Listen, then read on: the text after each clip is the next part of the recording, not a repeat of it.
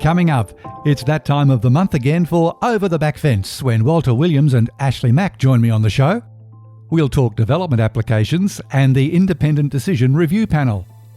Ipswich real estate prices going through the roof. And will the proposed Brisbane Jets become the 17th team in the NRL? It's Monday, September 27, 2021, and I'm Alan Roebuck. Welcome to Ipswich Today, which acknowledges the traditional custodians of the land on which it is produced and pays respects to elders past, present and emerging. This podcast is supported by Kinetics, people-powered web hosting trusted by Australian businesses since 1999. Walter Williams has called Ipswich home for 30 years, and you've heard his voice as a leading voiceover talent in Australia, and he was previously heard on QFM, Star FM and River. Welcome, Walt. Thank you, Al. Good to be back. Ashleigh Mack was born in Ipswich, and I don't know, he still carries the scars from growing up under those power lines at Ebbw Vale. He was the first voice on QFM in 1990 and is still a media tart. He's also a small business owner. Welcome, Ash. And a mate of Marconi. I've been around that damn long. Oh, dear, oh dear. Let's get straight into it. We're talking about the proposed Karalee Childcare Centre, which was flicked past to Council's Independent Decision Review Panel. And for the uninitiated, this panel was established in 2019 when Council was under administration. Now, I'm going to do something a little different to our previous episodes. I'm going to bring in our first ever guest to the discussion. Local resident Dave Cullen, who is objecting strongly to the proposed centre. Welcome to the show, Dave. Morning, gents. How are you all? Let's explore a couple of points here. Firstly, why are there so many objections to the proposed childcare centre? Dave, over to you. So the objections are over traffic issues. That's basically where it all comes from. They're building a childcare centre in a residential area opposite a school, which is dealing with a road that has not been touched in 30-odd years. We've got a population that's exploded in the last 2 years in Karalee. Not exploded, but we've definitely gone from 2,700 people in Karalee to 4,300 people in Karalee. Wow. And, yeah, it's creating a traffic issue more than anything else. It's always had its traffic issue up there, though, hasn't it, Dave? Because when we moved to this area, because you know I live in the same area, we looked down there, and the thing that turned us off was it was a 7-kilometre drive right down to the end. It added a whole heap of time to it, and that's 17 years ago. So this has been going on a long time. It has. Dave, you said there was a childcare centre there already at one point. Is that full? There's 3 childcare centres in Karalee. Right. Yeah. There's 3. There's one opposite the school already. There's one at the Melbourne Street roundabout, and there's one behind the new shops up at the existing but the refurbished shopping centre at Karalee. So and they're not full. So is there a need for another one? Well, apparently they're saying there is, but no one in Karalee. Well, they're not full, so obviously. When you say they're not full. But when you say they're not full, they're like everyone I talk to says they can't get their kids into daycare. Yeah, well, apparently there's spots in them. I've spoken to the current childcare centres, 2 of them at least, and they're saying they got vacancies. It sort of doesn't add up. No. Well, that's a mystery to be solved. Let's just talk about the local objections now. How did this come to the attention of council that locals or some locals weren't happy, Dave? The petition's been done with about 1,500 signatures, and there was also 280 or 300 actual objections that were lodged formally to council. And it all stems from basically a residential. It was going to be a 2-storey building. It's not now, in a residential block opposite the school. So surrounding it, it's basically houses, but the traffic's banked up and down that street now because the school was originally designed to carry about 400 kids, and it's currently having 650 there. So the school's over capacity to start with. Would this be sort of a situation that would be alleviated by fixing that overpass, on Tivoli Road? What do you call it? Mount Crosby Road, the overpass? Look, I think it would set. I don't know if that will, because it's actually in Karalee that's the issue. The question was raised if they fix the road, would that help the situation? And I think it probably would. But the whole thing is, there's nothing else out that way except houses. The school is the only thing basically from the Karalee shops all the way out there. So there's no commercial enterprise anywhere else past the Karalee shops apart from a couple of childcare centres and a school. The road's just not coping with the traffic out there. I don't think it ever did. It's a rough old track at times, isn't it? It's a goat track. And the Barton Rose Farm's been divided up into 3 blocks, and they've just put 100 houses in Aspect. So there's another 200 cars, obviously, going in and out. We really need to get there. They need to spend some of the money that goes into Springfield, Umanto, and over at Ripley into this side of town, don't they? The north side of town. Oh, definitely. Well, I mean, that Mount Crosby Road's certainly not helping, and now they're putting the 7-Eleven opposite the Shell. That's going to create more traffic issues. Well, Dave, maybe we need to take a leaf out of Al Barry's book and put a great big remember the handwritten 7-Eleven sign that was on the side of the road? They've taken that down now. So Ash, I'm a bit in the dark on that one. Was that a local resident protesting about the 7-Eleven? Barry ran for mayor a couple of years ago. Oh, righto, yes. Remember, and Al Barry, you see him driving around, but he put this huge handwritten sign up saying, no 7-Eleven, right? And didn't do much good. He's got a sign on his gates for his cows too. You seen that? Yeah, cattle, but where are the please cows? shut the gates. I don't know, but he asked the cattle to shut the gates. I've never seen that before. Yeah, true. All right, let's round this up now. So there's some views on a yay or nay for another childcare centre number 4 in Karalee. But I want to now move to a quick chat about the Independent Decision Review Panel itself. Now, it was established, as I said, in 2019 when council was under administration. Dave Cullen, does council need an Independent Decision Review Panel? Oh, well, I don't think so. I think the councillor's job is to be the voice of the people. That's my thought. I don't think that they should be going to a third party. I mean, council are trying to shift the responsibility away from the councillors and the council. That's just not. All right. Ash has got his hand up because we're recording some of this on Zoom. Ash, over to you. I was just going to say, why do we hire a council and then flick past it to the others? Is it they simply don't want to make the decision because they don't want to be seen as unpopular? Yep, basically. Yeah, I thought so. Walt, what's your thoughts? Yeah, you don't want to be the guy at a party who's got to draw the name out of the hat for the winner, because you're going to be the most unpopular bloke at the party, aren't you? And it's the same thing with an IDRP, really. The council has some very highly qualified town planners. Their job is to make recommendations to councillors when there's a hot potato. So this proposed childcare centre is a hot potato and it automatically gets elevated to the council meeting. It's kind of like, deferring the decision to somebody else at arm's length, you know. But one of the big things, Alan, if I can go back to that childcare centre, is they've relaxed the rules for childcare centres. They've relaxed the parking regulations for other childcare centres. So the council aren't even obeying by their own fundamental rules.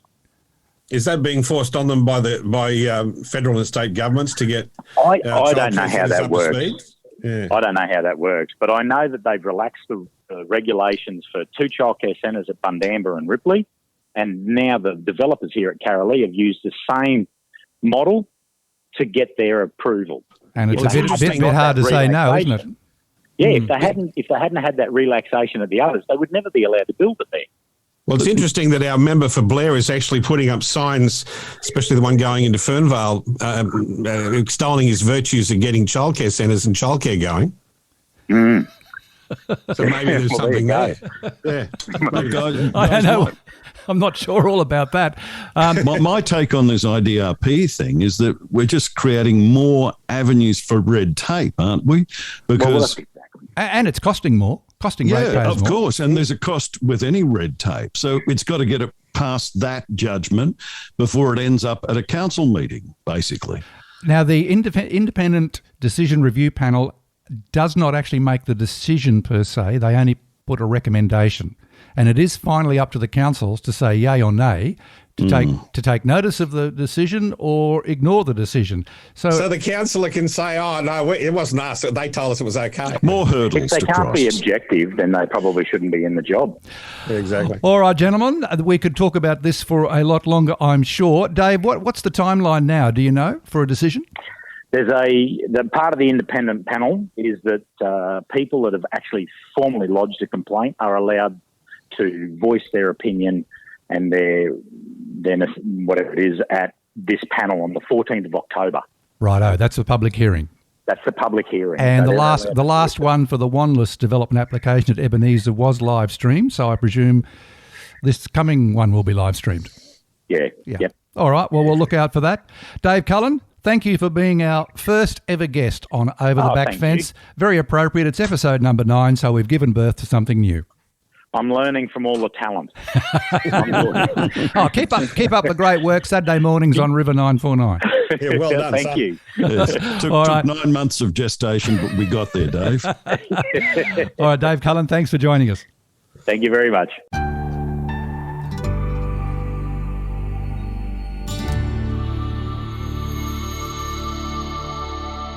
Next on Over the Back Fence, let's talk real estate. And we're hearing lots about booms and busts. Are we witnessing the biggest spike in values since the early 2000s? Great for sellers, not so good for first-time buyers. I'm going to come to you first, Ash, because you are our closet real estate guru. What do you think's happening in the market in Ipswich? It's doing what it always does. Ipswich is one of those places that it stays the same for an age.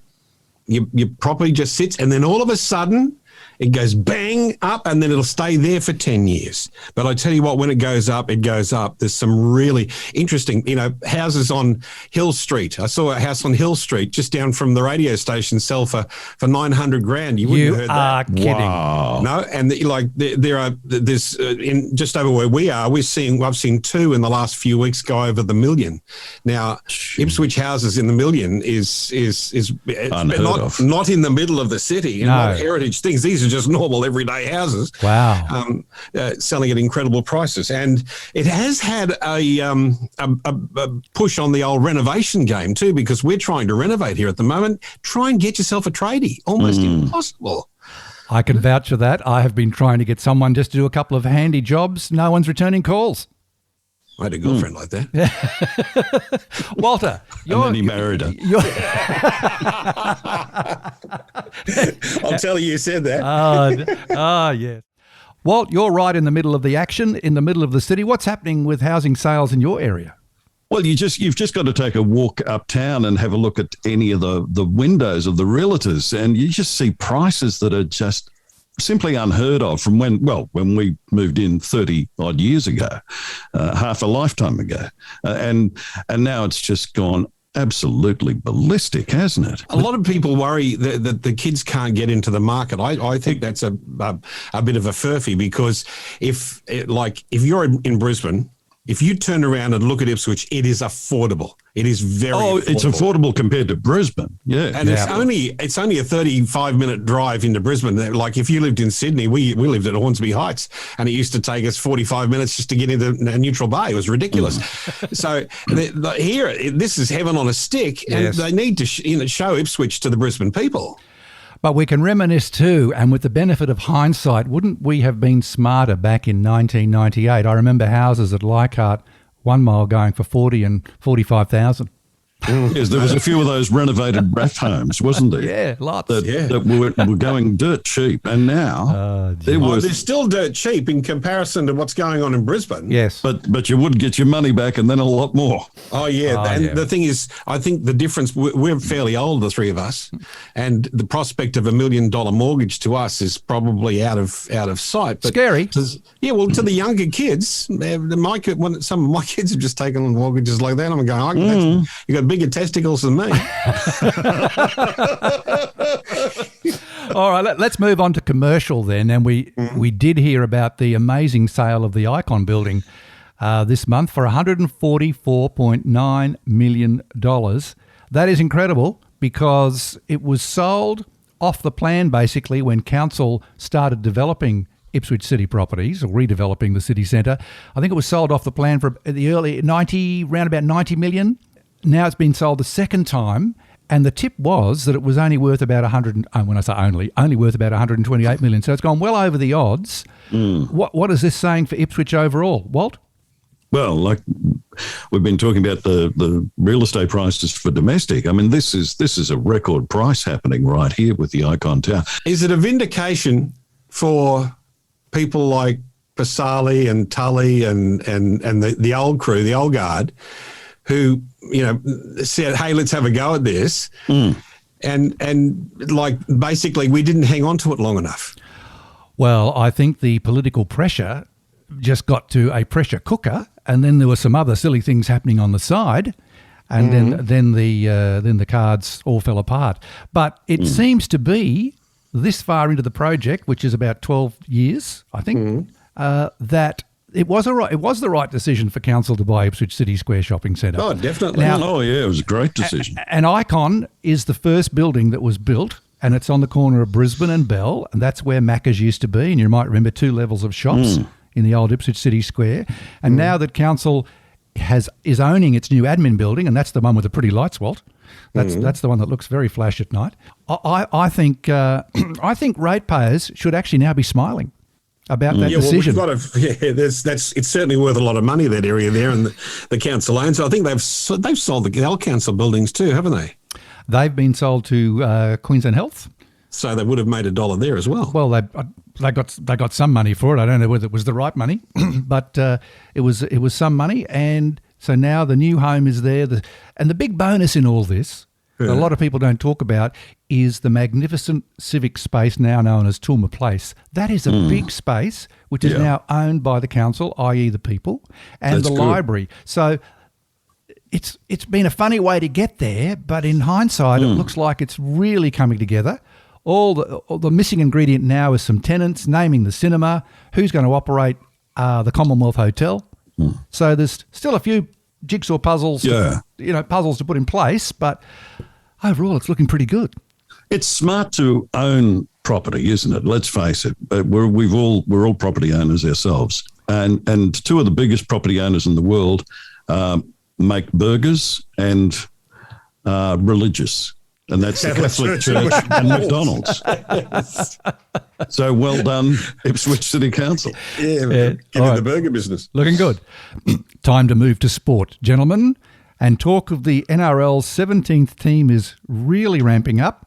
To be announced sometime after the grand final. Is it going to be on Monday, or is it going to be Christmas, or is it going to be early next year? Now, my mail is that Ipswich seems to be at long odds because the big money is on Redcliffe because they've got the bucks. But will the NRL go with the big bucks or go with Rugby League Heartland? Ash? Look, I'm biased. I just want it for Ipswich because it's going to be a great deal of green folding drinking vouchers coming into the town. Yeah. There'll be so many businesses be able to ride on the back of that. Yep. I'm just biased. I'd probably be brokenhearted if it went to Redcliffe. I think many people would. Well, ditto. Yeah. Look, I'd love to see it happen for Ipswich and especially for everyone involved in the Jets Leagues Club. It'd be a fantastic asset for the city, wouldn't it? As we head towards the Olympic Games in 2032 and all of that. But here's a couple of finer points. Will it happen? Well, let's hope it happens. But the team will be known as the Brisbane Jets, right? The Ipswich Jets will continue to play a team in the QRL comp. For sure. And we'll have the Brisbane Jets doing the NRL. And because we don't have a stadium of suitable capacity and style at the moment, they would be based at Suncorp / Lang Park. But hopefully that will be the catalyst then to get something happening proper at North Ipswich. That's what we need over at North Ipswich Reserve to build something brilliant in that part of the world. It would be good to see. Look, and one of the big rumours at the moment is that Wayne Bennett might be the man to coach whichever team comes in 17th place. Wow, that's a wild one. Okay, let's see how good you are, Walt. We're just writing that down. Well, let's keep on the sport theme because, Walt, you do a bit of moonlighting ground announcing at the Jets home games. And Kieran Kieran Lander's hanging up his coaching boots at the Jets. Is he saying goodbye too soon? I thought he was a pretty popular dude. I would have thought so too, and he didn't have a long reign there. It's only been 2 years as coach, and taking over, of course, in that role as a Jets club legend. I mean, the man joined the team as their back in 2010. A year later, he was already their captain. So obviously, he's a man with leadership skills.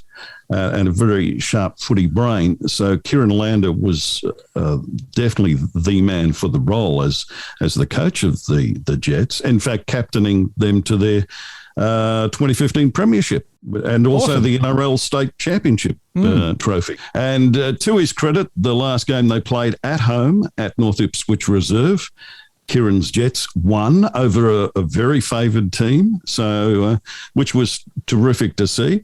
Look, and while we're talking, Kieran, and I don't know what the future is beyond that yet. I haven't heard rumours of who's going to replace me or what's going on there. But we also, just with any team, they develop, they grow, they change.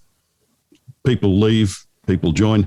Tyson Lefepo has hung up his jumper for the final time, one of the players for the Jets. Been there 15 years. 210 in-trust games. Not bad, is it? Not bad at all. Good effort. Yeah. Congratulations. So they're going to retire his jersey. That's a nice thing. Is he going to coach? Tyson? No, I don't think so. No. It's funny. The funny thing about sport is coaches become as big as the team. Like Foster Coglu, right? Yep. Goes overseas, takes over an English team, and he becomes world famous, right? Maybe that's where the money is. Or learn how to coach a football team. Become a coach. It's been an expansive program today on Over the Back Fence. Thank you again for joining the show, and we'll talk to you next month. Sounds good. Thank you. Good to be anywhere at our age.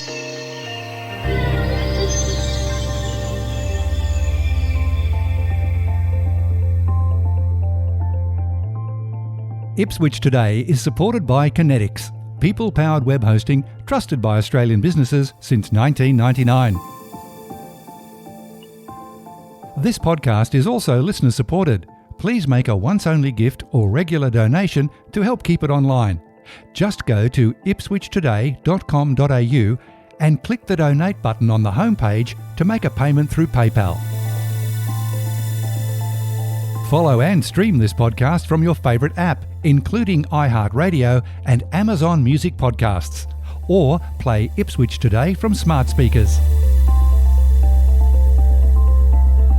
Music is supplied by Purple Planet Music. This is Alan Roebuck. Thank you for listening.